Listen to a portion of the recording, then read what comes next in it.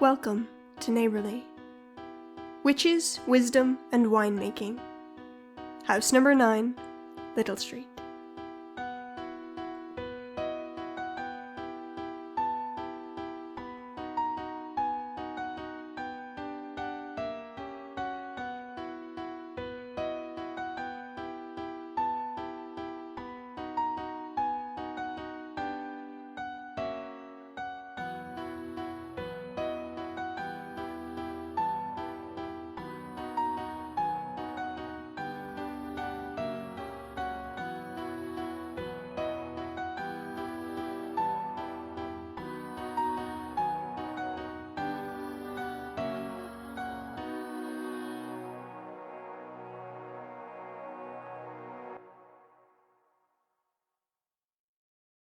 The witches of number 9 are just like everyone else.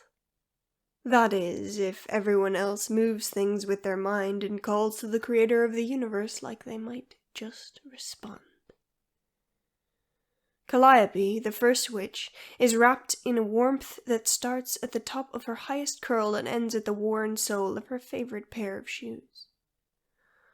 Of course, there's the wind-swept hair of Cordelia, and her skirts that flow in the wind perfectly, their chaotic natures creating seamless harmony.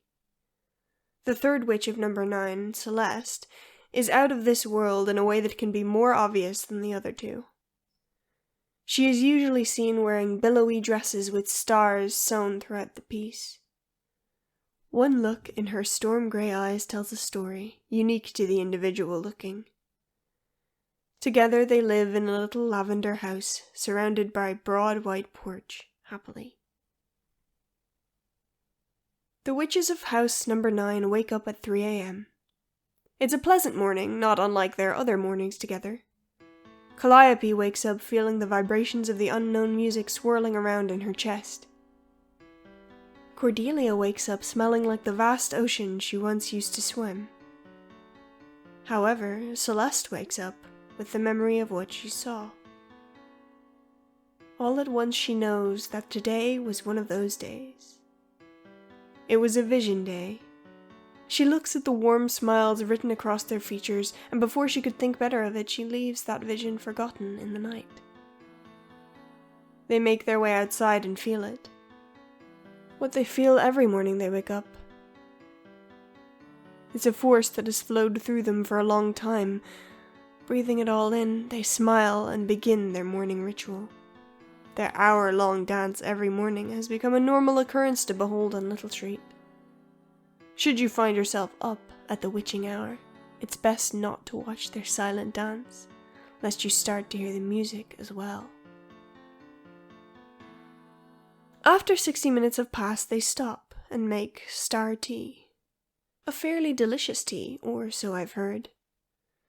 Then they make their way to the front of their house and sit on white wooden stairs. They always have extra cups. Of course, the number of those cups changes day by day. Sometimes there's 2 or 3, and on one occasion 5. One thing stays consistent, though. There is always at least 1 cup. It is strongly suggested one not accept star tea from the witches. The galaxy will claim your mind and you will lose yourself to the stars. The likelihood of you being able to turn them down, however, isn't likely at all. It isn't even slim to none. It's just none. If that cup is meant for you, then you'll drink it. Calliope won't ever let you walk away, and why would you want to, when that sweet voice is calling you to your fate?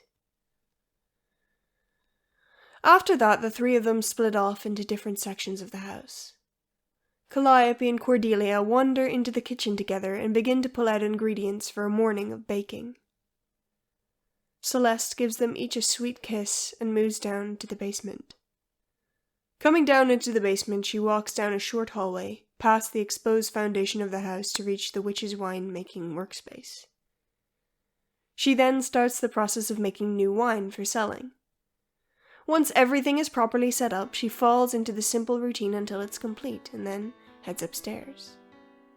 While she's doing that, Cordelia and Calliope prep everything they'll be making. 12 cookies, 6 croissants, 2 blueberry pies, 1 strawberry pie, and a couple of potions. After prepping the baking, they meet Celeste at the front door, where they have a guest for tea waiting. Tea is drunk and conversation is had before the witches and their neighbors split off.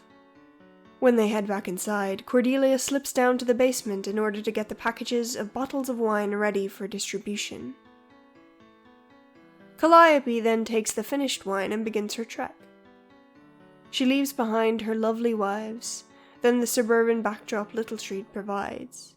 She makes her way around town, settling in her usual routine that came along with the birth of their business. As the hour passes, the packages in her car that contained filled wine bottles and startlingly accurate life advice start to dwindle.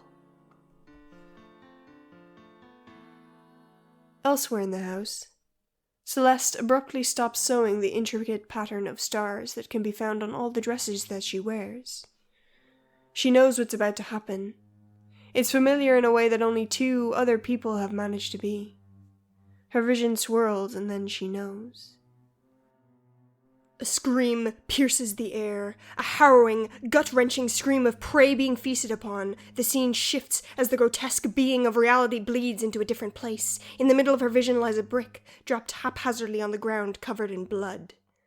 Then it fades. In the places they stand, Calliope and Cordelia freeze as a familiar chill runs up their spines. They each run off in the direction of their home. A little bit before 10, Cordelia arrives, followed shortly after by Calliope. They both walk into the living room and are greeted by Celeste sitting on their long leather couch. They all tensely take a seat. It's quiet for a minute. And then a simple, "Why didn't you tell us?" Calliope asked gently, resting her hand on Celeste's shoulder. Celeste looks down and sheepishly admits she didn't want to worry them, and that she had forgotten. Cordelia sighs and puts her head in her hands. "What did you see?" And so she explains everything I already have. Not as well, of course, but that's to be expected. By the end, Cordelia has a completely neutral face, with the only indication of her feeling anything being tapping of her foot. Calliope, on the other hand, is pacing the span of the living room, running her hands through her hair. After that, a strained silence follows them out of the living room. The witches walk into the kitchen and begin to prepare lunch. It's nothing fancy, just some simple cucumber sandwiches and what can only be described as iced tea, but it isn't even close to that. Each drink is perfectly tailored to them. Calliope's tasting like the feeling of listening to your favorite song for the first time. Cordelia's taste like the sensation of being out on the open ocean. Celeste's like cloud watching in an open golden field. They sit and eat in silence, unlike the comfortable one they've grown accustomed to on the days they ate lunch together. No one makes eye contact until the last of their meal is finished. When they do lock eyes, they really look at each other, and an unknown understanding is reached. Their posture relaxes just the slightest, and they each share a brief, sweet kiss with one another. Then they begin to prepare the ritual they've been planning all week. They lay down, close their eyes, and begin descending into the place they need to go. Calliope opens her eyes to an audience of memories. They flicker in and out of their seats, and the moments of her lives watch her, as if expecting her to do something. She walks down the stage, through the vast rows of her audience, until finally, in the 9th row of the 3rd floor balcony, she finds it. "Where have you been, Calliope?" her caregiver asks. They're a stern old person, gripping onto the power their body once granted them. But time was running out and they were losing their hold. "Nowhere, just with friends." A young 13-year-old Calliope sighs. She didn't act her age at all. She never did, even when they found her 5 years ago. "You went back there, didn't you?" when Calliope says nothing. The only person close to being her parental figure sighs. You need to focus on where you are now, not where you were. Stay here with me. Don't go back to that day, okay? In a different place, Cordelia is floating. For a minute it is only her and the water. Then she remembers and lets her eyes drift open. It's the same vast and lonely blue that she dreams about nightly.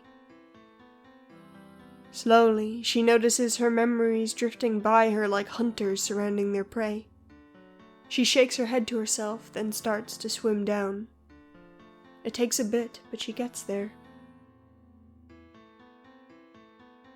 Stop crying, Cordelia. You're a king. If you want to stay that way, I suggest you do what I say, her adopted father tells her, looming over her like a giant over a village. She looks down and wipes her tears silently. 11-year-old Cordelia cared so deeply for everyone she'd met. She looked up at her father with wide eyes and sniffled. I'm sorry, Dad. He's in pain and I don't like that. I just want him to be okay. She felt tears well up in her eyes again, but this time she let none slip from her eyes. Her father sighed and crouched down before her. This isn't about you. When others are hurt, we need to be there for them, not the other way around. All we can do is sit and be there, sometimes.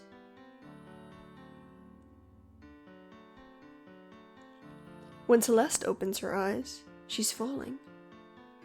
She's been here before, and laid out before her are flashes of the lives she's led and the things she's done. Focus, she thinks. After a moment, she stops. Suspended in midair, she can see everything. It's a sight to behold, but not one she has much time to appreciate. She closes her eyes and lets all of her more recent memories wash over her. She feels something shift, and when she opens her eyes, she is where she has to be.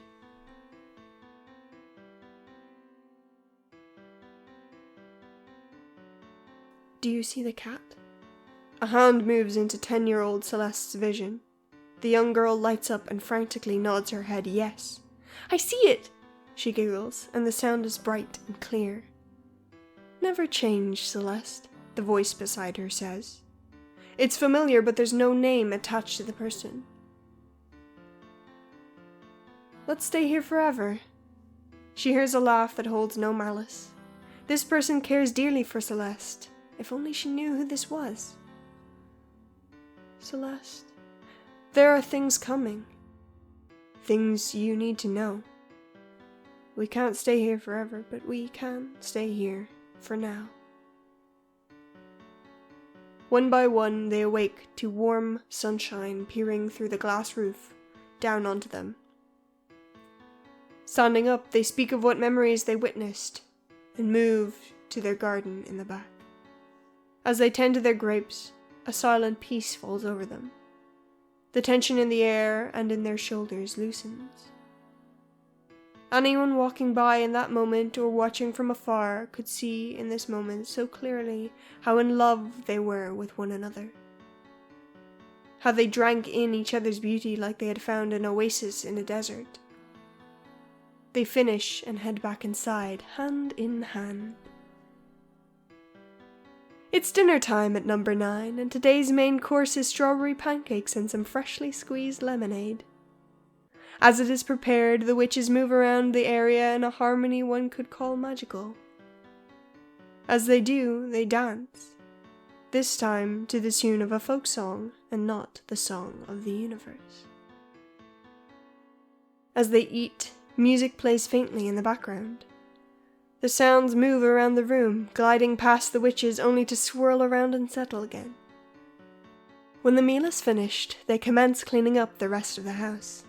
It's a daily ritual that they started hundreds of years ago.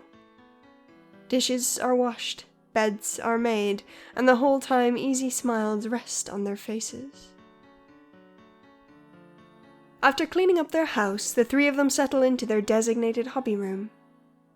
It's a cozy room, with pale green walls covered in paintings made by Celeste.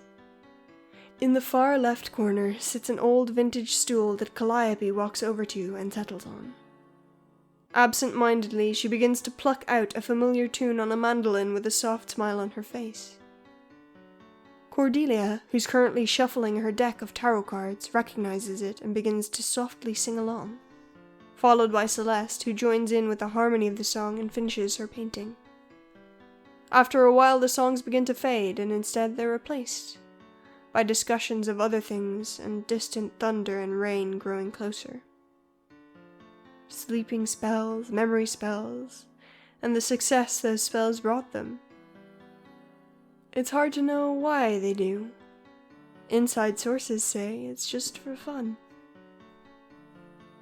As the night begins to draw to a close, the witches prepare for bed. In this house, that always begins with a snack.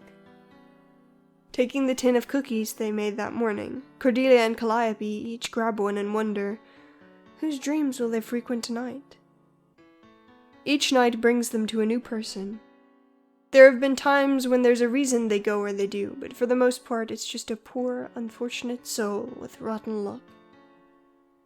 After they finish, the witches of house number 9 crawl into bed, tired and happy. They whisper untold secrets and giggle. Celeste knows tonight isn't over, but she enjoys the peace while she can. She sighs, content pushing it out of her mind. They fall asleep to the sound of a raging thunderstorm whirling away outside.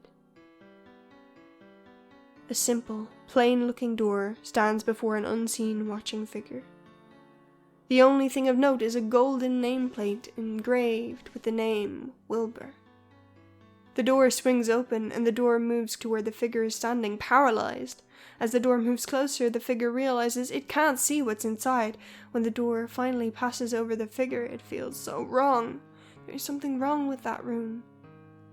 Once inside, the figure sees it shift many different forms until it seemingly decides that it doesn't like the figure and spits it back out to a place it doesn't recognize.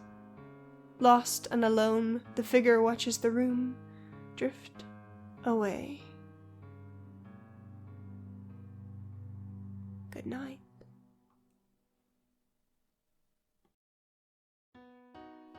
Neighborly is distributed under a Creative Commons Attribution Share-alike 4.0 international license.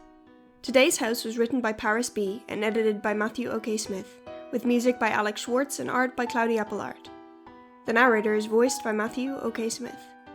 To find out more, visit neighborlypod.card.co or follow us on social media at neighborlypod. If you enjoyed listening today, information on how you can support us will be included in the episode description. Most of all, we would appreciate it if you told a friend, because they might tell a friend, and they might tell a friend, and who knows, eventually God might finally listen to us. Today's food coupon is for a foot-off pizza at Tony's. Not sure what that means. Tony's burned down in the secret fire of 1973. Thanks for listening. Come back soon.